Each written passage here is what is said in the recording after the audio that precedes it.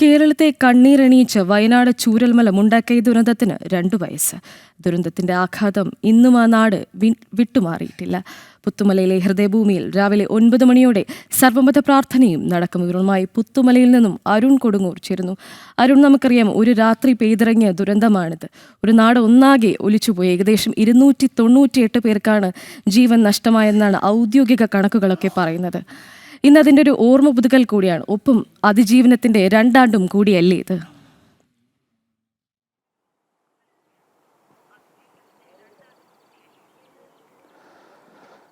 ഏറെ വേദനയോടെ മാത്രമാണ് നമുക്ക് ഈ പുത്തുമലയിലെ ഹൃദയഭൂമിയിൽ നിൽക്കാൻ കഴിയുക. കാരണം നമ്മൾ ആ സമയത്ത് ഇവിടെ ഉണ്ടായിരുന്നു. അത്ര വലിയ വിലാപങ്ങൾ, അത് ഓരോ വർഷവും ഇങ്ങനെ ആ വിലാപങ്ങൾ ഇങ്ങനെ തുടർന്നുകൊണ്ടേയിരിക്കുന്നു. കാരണം ഉറ്റവരെ നഷ്ടപ്പെട്ടവർക്ക് പകരം മറ്റൊന്നും വയ്ക്കാൻ നമുക്ക് മുന്നിലാകില്ല. അതുകൊണ്ട് തന്നെ ആ ഒരു വലിയ വേദനയിലാണ് ഈ ഹൃദയഭൂമി എന്നുള്ളത്. എന്തായാലും അല്പസമയത്തിന് ശേഷം 9 മണിയോടെയാണ് ഇവിടെ സർവ്വമത പ്രാർത്ഥന, അതോടൊപ്പം തന്നെ അനുസ്മരണം, പുഷ്പാർച്ചന, ഈ 3 പ്രധാനപ്പെട്ട ചടങ്ങുകളാണ് ഇവിടെ നടക്കുക. മന്ത്രിമാരടക്കമുള്ള ആളുകൾ ഈ ചടങ്ങിൽ പങ്കെടുക്കുകയും ചെയ്യും. ഈ ഹൃദയഭൂമിയിലാണ് മുണ്ടക്കൈ ചൂരൽമല മഹാദുരന്തത്തിൽ വയനാടിനെ പിടിച്ചു കുലുക്കിയ, കേരളത്തിൻ്റെ കണ്ണീരായി മാറിയ ആ മഹാദുരന്തത്തിൽ ജീവൻ നഷ്ടപ്പെട്ട ആളുകളെയൊക്കെ തന്നെയും സംസ്കരിച്ചിരിക്കുന്നത്. ഇവിടെ ഇന്ന് സർവ്വമത പ്രാർത്ഥന അടക്കമുള്ള ചടങ്ങുകൾ കൂടി നടക്കും. പക്ഷേ ഇപ്പോഴും ഒരു വലിയ ചോദ്യമായി അവശേഷിക്കുന്നത് ഇവരുടെ പുനരധിവാസം തന്നെയാണ്.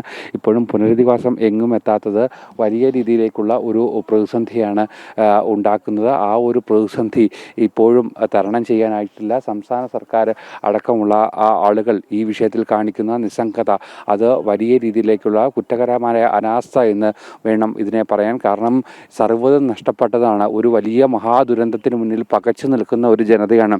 കേവലം ഉടുതുണി മാത്രമായി പ്രാണനുമായി രക്ഷപ്പെട്ടവരാണ് ഇവരെല്ലാവരും. അവർക്ക് ഒരു പുനരധിവാസം എന്നത് അതൊരു സംസ്ഥാന സർക്കാരിൻ്റെ കടമയാണ്. പക്ഷേ എത്രത്തോളം അതിൽ നീതി പുലർത്തി എന്നൊക്കെ തന്നെ ഈ 2 വർഷങ്ങൾക്ക് ഇപ്പുറവും ഏറ്റവും പ്രധാനപ്പെട്ട ചോദ്യമാണ്. പക്ഷേ ഇപ്പോഴും അവർക്ക് കൃത്യമായ ഒരു ഇടപെടൽ നടത്താൻ അധികൃതർക്ക് ആകുന്നില്ല എന്നുള്ളതാണ് ഏറ്റവും പ്രധാനപ്പെട്ട വസ്തുത. എന്തായാലും വലിയ വിമർശനങ്ങൾ ആളുകളുടെ ഭാഗത്തുനിന്നും ഈ പ്രദേശത്തെ ആളുകളുടെ ഭാഗത്തുനിന്നും എല്ലാം തന്നെ ഉണ്ടാകുന്നു. എന്തായാലും ഇതുവരെയും നടപടിയിലേക്ക് പോകുന്നില്ല.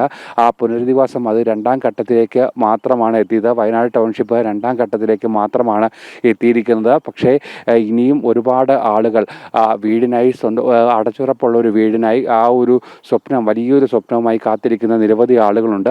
അവർക്കൊന്നും തന്നെ ഇപ്പോഴും വീട് എന്നുള്ളൊരു സ്വപ്നത്തിലേക്ക് എത്താൻ കഴിഞ്ഞിട്ടില്ല. അങ്ങനെ വലിയ വിലാപങ്ങൾക്ക് നടുവിൽ തന്നെയാണ് ഈ ഒരു 2ാം വാർഷികം കൂടി എത്തുന്നത്. എന്തായാലും വലിയ രീതിയിലേക്കുള്ള ഒരു പ്രതിസന്ധിയിലേക്ക് തന്നെയാണ് ഈ മേഖല ഒന്നാകെ പോകുന്നത്. സർവ്വതും തകർത്തുകൊണ്ട്, പ്രകൃതിയുടെ ആ സംഹാര താണ്ഡവത്തിൽ സർവ്വതും ഈ മേഖലയിലെ തകർത്തുകൊണ്ട് പോകുന്നു. ആ നോവിൽ നിന്നും, ആ വേദനയിൽ നിന്നും, ആ ഹൃദയം നുറുങ്ങുന്ന വേദനയിൽ നിന്നും ഈ നാടൊന്നാകെ മുക്തമായിട്ടില്ല എന്നുള്ളതാണ് ഏറ്റവും പ്രധാനപ്പെട്ട കാര്യം.